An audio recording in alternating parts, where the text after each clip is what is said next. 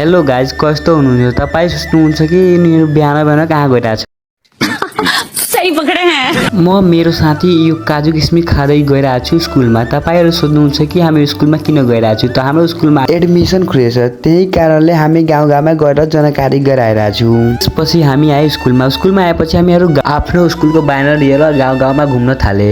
हाम्रो स्कुलको नाम हो श्री शारदा माध्यमिक विद्यालय। तपाईँहरू सोच्नुहुन्छ कि स्कुल कहाँ छ? त बिरगञ्ज महानगरपालिका वार्ड नम्बर 24 मा छ यो स्कुल। त्यसपछि मेरो साथीहरू पोज दिइरहेछ। खोइ किन दिइरहेछ?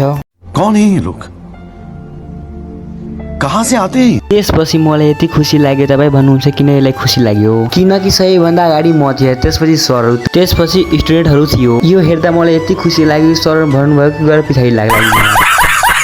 त्यसपछि मेरो साथी भनिरहेको छ कि बउवा बन लिए पियो मागली जग्गा पर अपना। त्यसपछि म भने कि यो सबै कुरा छाडिदे, अब अर्को कुरा गर। त भनिरहेको छ के कुरा गर्ने? त म भने कि यही भनी सबैजनालाई कि हाम्रो स्कुलमा एडमिसन खुलेछ। के तपाईँ इच्छुक हुनुहुन्छ हाम्रो स्कुलमा एडमिसन गराउनका लागि? त हाम्रो स्कुल रहेछ बिरगञ्ज 24 नम्बर वार्ड बहुवरीमा। त्यसपछि हामी भित्र छिर्दा यहाँ अब फ्रुटी पाइरहेको छ। यो फ्रुटी लिएपछि ब्लगको यहीँ एन्ड गरिरहेको छु। By guys.